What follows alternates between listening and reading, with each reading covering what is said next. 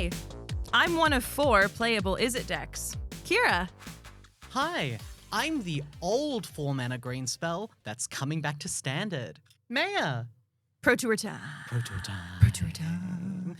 We're back. Yay! Yay. Time for another Pro Tour. Last was Lorwyn Eclipsed. Yes, we've paid our 3 months due and now we're back again. Strixhaven. I'm really excited because what happened at the previous Pro Tour, where suddenly there were like 4 new decks between, Mono Green Landfall, Elementals, Spellementals, and Reanimator that just like kind of exploded onto the standard format. Don't forget Excruciator. There was such a change in the metagame from Pro Tour Lorwyn Eclipsed that it has me really excited for Pro Tour Secrets of Strixhaven because I'm hoping that the pros have been innovating because they've got bigger brains than I do, and they've been coming up with new and interesting things to do in this format. So, let's see.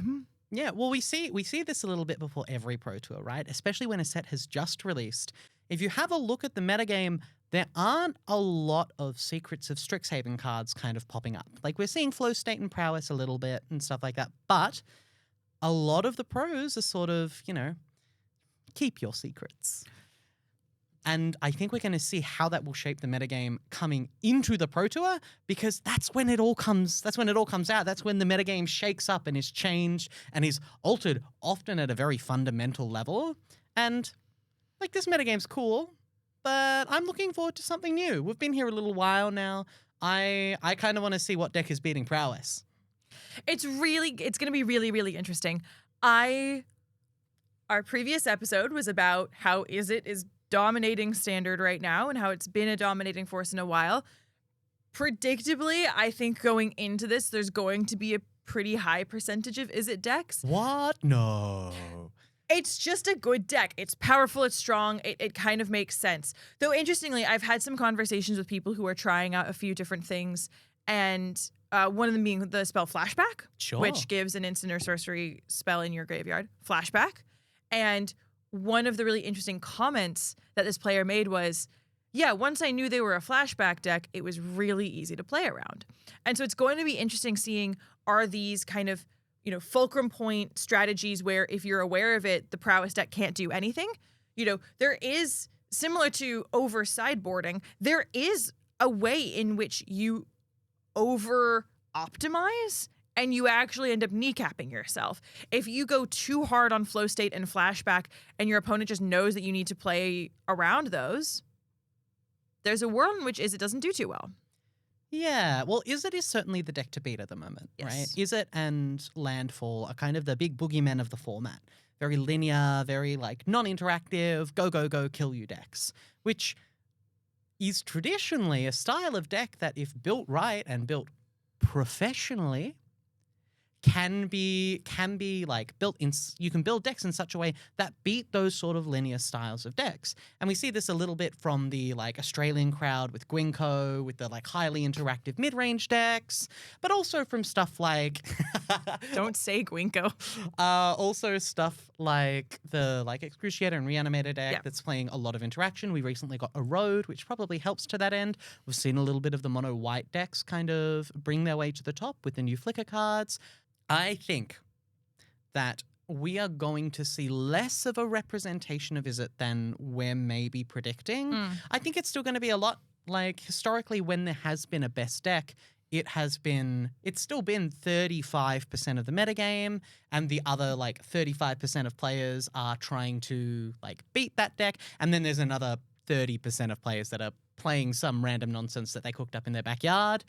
By which I mean the best deck that Team Handshake decided to, build from their testing team. Yeah. And I'm kind of interested to see how that plays out. And the part of that I'm interested to see is, what are the expectations of the pro players? Do the pro players think that Izzet is going to be 35% of the field? Or do they think that, the professional players are on the same wavelength as us? Are they like, we actually think there's going to be a dip in Izzet and a rise in things that are beating Izzet, so we need to play that sort of third ground, and what does that look like? It's going to be a really fun event. I'm always super excited. I sit and I watch the whole thing. I'm insane in the membrane, and I love watching everything.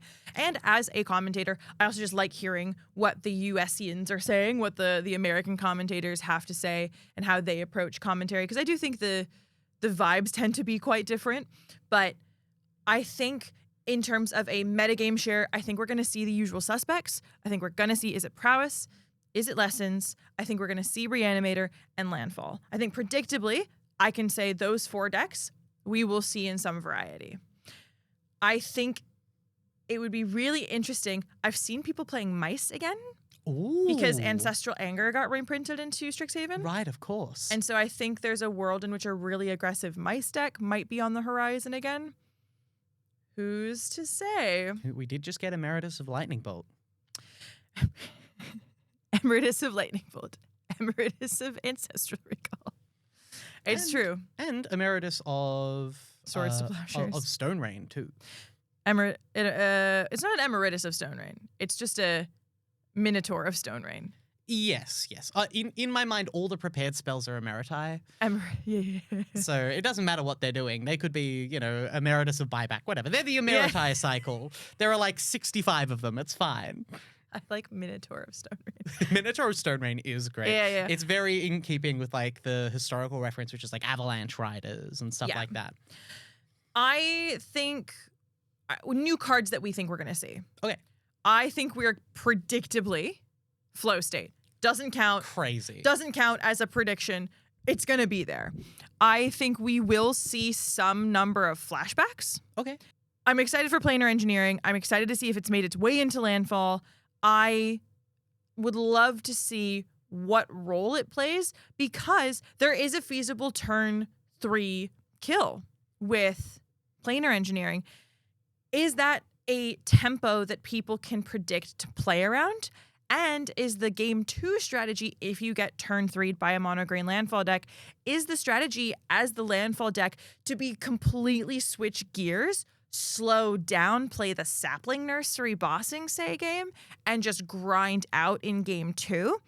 I'm really curious to see kind of what happens. What are the Strixhaven cards that you're thinking about?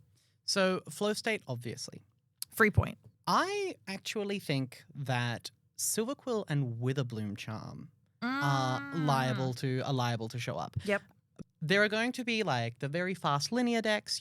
This is obviously your Prowess, your Badgermole Cub dot deck, and I think there are going to be cards that are aiming to beat that also need cards that have utility against the slightly larger decks. And I think the charms are, while they're not like the individual modes aren't necessarily super powerful, they do fill that role that you need as like a 2-mana removal spell for most of the problematic permanents by which I mean Badgermole Cub, out of the like low mana value permanent decks. And it also does have this additional element of utility in game 1 against the controlling decks. And I think that like the utility of the like variable game plans that is built into those charms means we are going to see 1 or 2 of them pop up. And also, I will say, I have become a believer in the new Ephemerate. I forget what it's called, but playing it in the mono white deck with Starfield Shepherd and stuff like that, I'm coming round. I think that card is really good. Like Daydream? Yeah, something like that. Yeah, it's like I was so high on this card in our spoiler episode, and now I can't remember. I feel like it's called Daydream. It's 1 and a white for a sorcery that flickers a creature and puts a +1/+1 counter on it, and it has 2 and a white for flashback. That's what it does. I'm not super worried about the flavor of it, believe it or not. But yeah, turns out flickering Starfield Shepherd's pretty good. Flickering a Bright Glass Gearhulk is pretty good. And even doing things with Caretaker's Talent sometimes is pretty good. I'm slightly higher on that card than I was at the beginning. I think we will see at least 1 copy at the Pro Tour.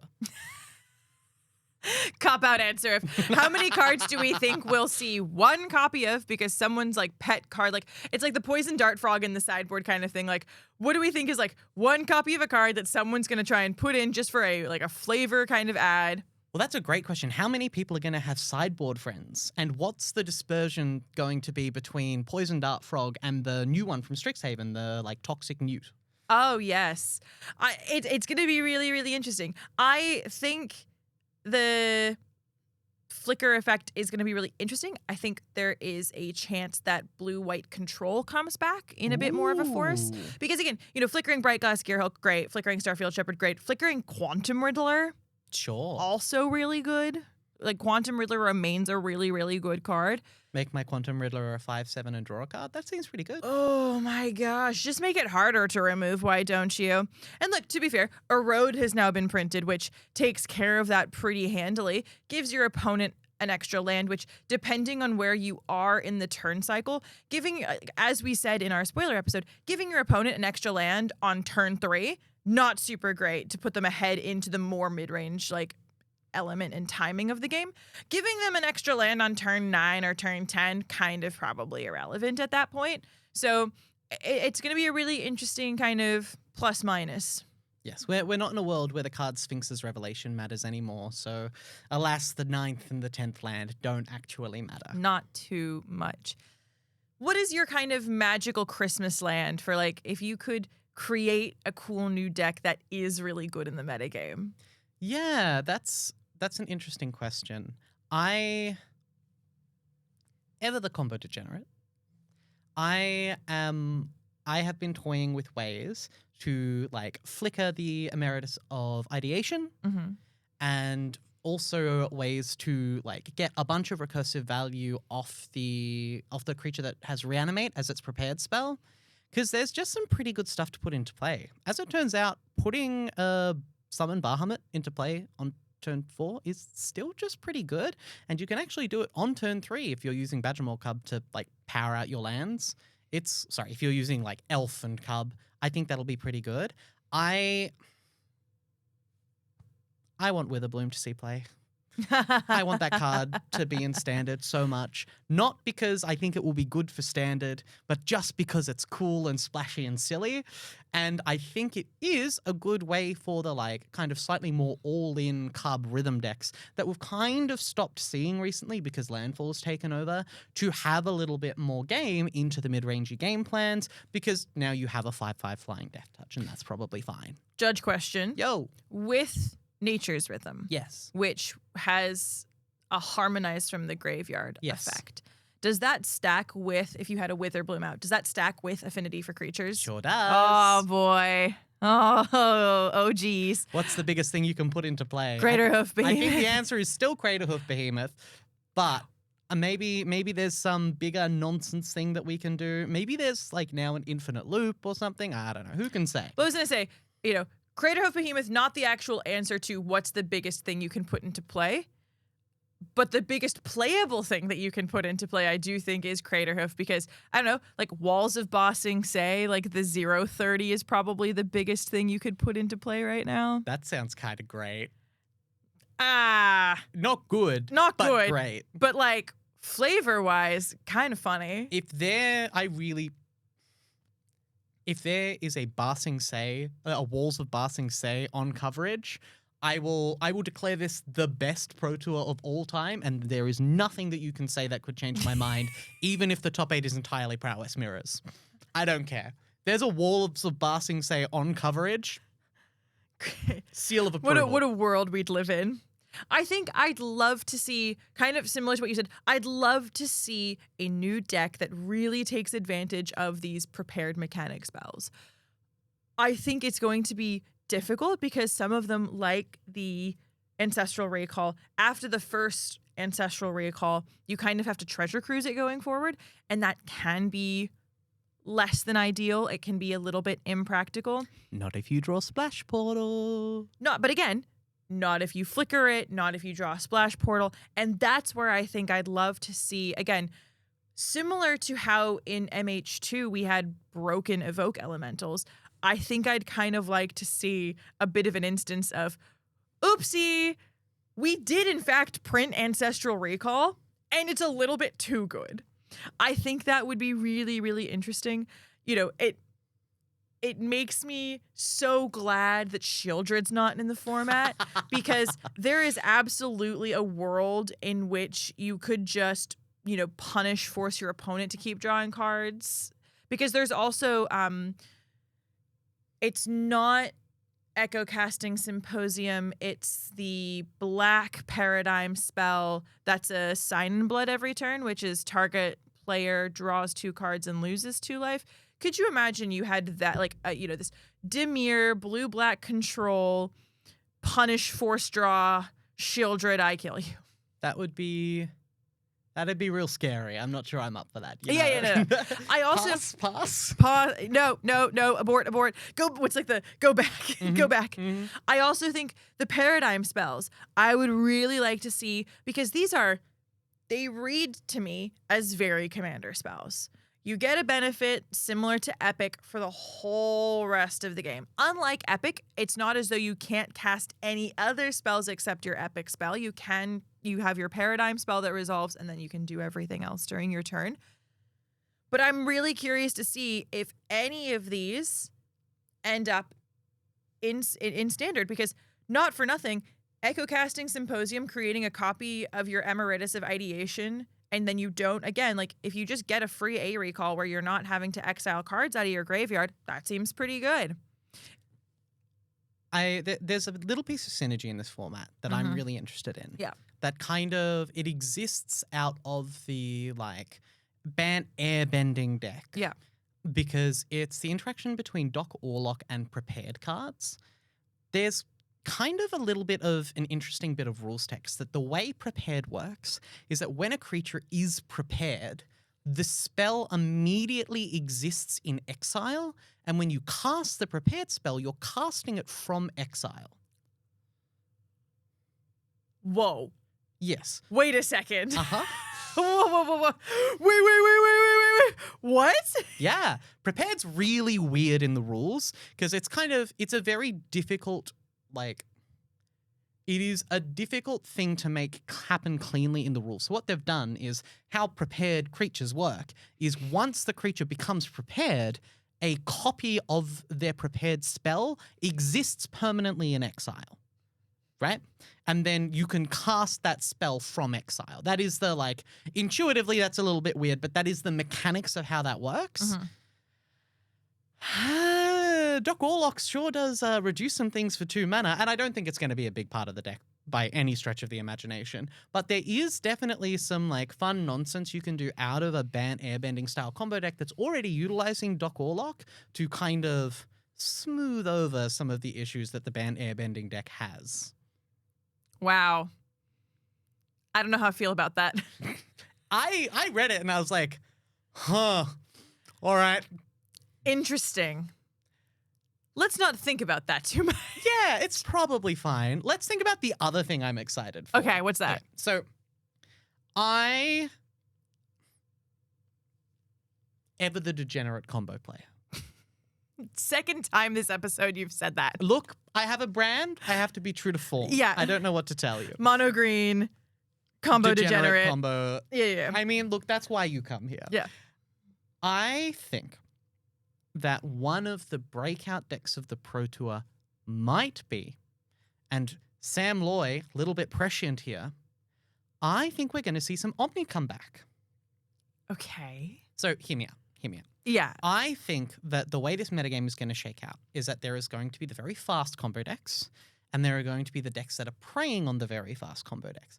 But the very fast combo decks are creature-based, right? Mm-hmm. We're looking at predominantly Prowess and Team Landfall, which means that the mid-range and the control decks that are preying on those decks are going to predominantly be focused on interaction that is creature-based. So lots of removal, lots of ways to counter creatures. You know, we've got an Essence Scatter pretty recently. I'm expecting to see some number of those in sideboards. We just got Flow State. We just got another powerful card draw spell that's really good on turn 2 and is really good on turn 3 once you've got an instant in the graveyard. We've got a deck that has a really good balance of instants and sorceries across the pile, some counter spells, and a way to protect a creature once it's down in Lost in the Maze. It would not surprise me at all if this slightly slower combo deck that is preying on the, like, mid-range decks designed to interact with creatures comes back in force with Flow State. It's interesting. Flow State is an instant and a sorcery in the graveyard to get the full The full Yes. draw. Yeah, yeah. Yes. It'll be really interesting. I'm saying that 2-mana sorcery impulse in Omni specifically, because it's so it's often good. free, is Yeah. probably fine. Yeah, yeah. It's definitely still good. It's definitely still good. Okay. Would you play Sam's version that has 1 copy of Terror of the Peaks in it? In a Pro Tour, I think so. Because, that deck is slow. In the sense, not in the sense that like the way it's killing you is slow, but mechanically, in order to resolve all those things in a professional setting, you need to take your time and resolve your spells one at a time. It's not like you're across the kitchen table. You can go, I'm going to do this and this and this and this, and I'm just going to kind of resolve them all at once. You need to be very clear with your opponent what's going on, which means that you need the kill to be relatively quick. And that feels like what Terror of the Peaks was out of Sam's deck. It was this concession to the clock, which is a very real part of playing any slow deck. So at a Pro Tour, yeah, probably. Or I'd find some other way to kill people that is deterministic and quick, because I don't think trying to do the Meringue River Regent loop thing is going to be terribly effective. Look, and you can still, I remember watching one of Sam's matches on coverage where it was like, I have 2 Meringue River Agents. I'm going to explain to you how I am just going to turn these dragons in a circle, get rid of your board. I will pass with these have hexproof. If you have a way to deal with it, we can continue. Otherwise, that is how I'm going to win next turn. Yeah. Which is it's very, very interesting. Okay. I mean, I'm still a fan of Omniscience. That's pretty good. And this is still where rules question. Yes. Petrified Hamlet. Yes. If I name Uthros, can I no longer station the Uthros? Correct. Aha! Okay, so I would love to see if Petrified Hamlet, again, I am a firm believer that this would be a 1 or 2 of. It's an incidental use case or a control backup plan. But even as someone who previously played blue-white control, every demolition field felt like a losing card. There were so many instances in which I needed double white, double blue, blue, white, and I only had, white and colorless, blue and colorless. There are some times where your utility, lands that are meant to mitigate other threats, hurt you. Yeah, they come at a cost. They absolutely come at a cost, which is why I would be very curious to see if Petrified Hamlet gets played, how many copies are getting played, if it's in a blue-white control deck in place of Demolition Field. Who's to say? My current guess, 0 copies. But non-believer. If the pros know something I don't, which is likely, and there's a good activated ability on a land that's going to be really popular, who knows? Maybe. Again, I just think the number of lands that currently have one is high enough that you could feasibly play 1 or 2 copies and almost always have something to target in terms of Fabled Passage, Bossing Say, Station Lands, Man Lands. I think there are enough. I'm not saying there's an overwhelming majority. I'm not saying it's an automatic include in every deck. I'm saying the decks that could consider it have a decent reason to consider it because it has a broad use case. It's not singularly for Landfall. It's not singularly for the blue-white control decks that are playing Restless Anchorage. It's not singularly for the Dimir decks that are playing Restless Reef. There's a little bit of everything that can be hit by it, but it comes at the cost of it does not really do anything for you. Yeah, well, I suppose we shall see. We shall see, we shall see. Is there any other kind of magical Christmas land? Any magical Christmas land nonsense? Not that I can, not that I think is plausible. No, right? Magical Christmas land is not a plausible place. I mean, I like to think that Omni combo being good is plausible magical Christmas land, sure. Right? It has some reps. It's, it is a known factor in the format. We've got some good players who have been playing it. It's real. I want my pixie decks back. You're not going to get your pixie decks back because Hopeless Nightmare is banned. No, I know. That's the worst part. But I think maybe with the cheap ideation creatures, or the cheap Emeriti, rather, And I think with Erode, and I think with things like Starfield Shepherd, I think there could be a green-white flicker nonsense deck that's playing like a couple of copies of Pixie, maybe a 2, just to return your Gearhulk to your hand, return your Badger Mole Carb. Sometimes those decks need a little bit of reach. They get over some flyers. Like, I would like to see a nurturing Pixie on coverage again. Yeah. She will not rest until the Pixie is back. And preferably in an Orzhov deck. Sure. Well, it's going to be really interesting. I'm really excited for the weekend. I think we're in, as always, for a bit of a show. Oh, yeah. I'm a little bit nervous about what the top 8 might look like. I would not like to see 8 Izzet Prowess mirrors. To be honest with you, I don't even think I'd like to see 8 distinctly different Izzet mirrors in terms of like, Izzet Prowess, Izzet Elementals, Izzet Lessons, Izzet Spellementals. If the whole top 8 is Izzet, I think I will cry. I'm a little bit more optimistic than you. I have, just based on the last Pro Tour alone, I have faith that there is something broken out there with the Strixhaven stuff and that the pros will find it. Oh, no. I'm confident. I'm just saying, if we get nothing but Izzet, it will make me sad. That's fair. That's fair. I think that's something that as a species, Magic players, we can agree on. I think 8 of the same deck in the top 8 is not necessarily super exciting. What's the opposite? What's the emotional opposite of Magical Christmas Land? Well, it can't be magical, so it must be like non-magical, and it's not Christmas, so like something that happens mid-year, maybe. What happens mid-year? Is there a festival mid-year? I was just to say the evil plane of New York City. The evil plane of New York City? I'm so down. The evil plane, yeah, I don't want to visit the evil plane of New York City where all of the top 8 decks are Izzet decks. Yep, agreed. It'll be interesting. I'm going to watch the whole thing. I'm very excited. We'll see what happens. I'm pretty excited for the draft portion, to be honest. Top 8 draft? I have been... Top 8 draft? Is it top 8 draft? No. There's a different event that's top 8 draft. Probably. Worlds. Ah, that makes sense. Worlds is top 8 draft. No. The draft portions at the start of day 1 and day 2. Yes. It's kind of interesting. Strixhaven is a format that I've enjoyed, the little bit of limited that I've played of it. I kind of want to see what the pros are doing, because again, we're not really seeing how they interact with the format beyond like YouTube videos and stuff like that. I think it's going to be interesting to see what they prioritize, what they draft, and I think it's going to make draft night just that little bit more competitive. We shall see. We shall see.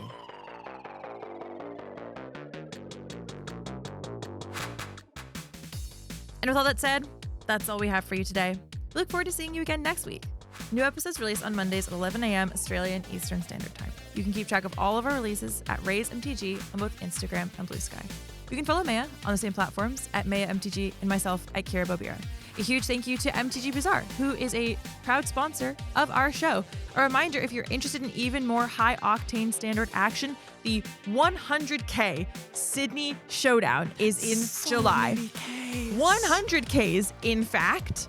If you're interested in playing in the 100K, go to mtgbazaarevents.com to find out more. This will be taking place at Club Central Hurstville in Sydney in July. I am super, super excited. I will be commentating at this event. I'm so excited. Pat is a wonderful sponsor of Competitive Play Magic. He is going above and beyond for this event. Absolutely, if you have time, check it out. We'll see you guys next week. And until next time, remember, of course I talk to myself. Who wouldn't want to hear me speak?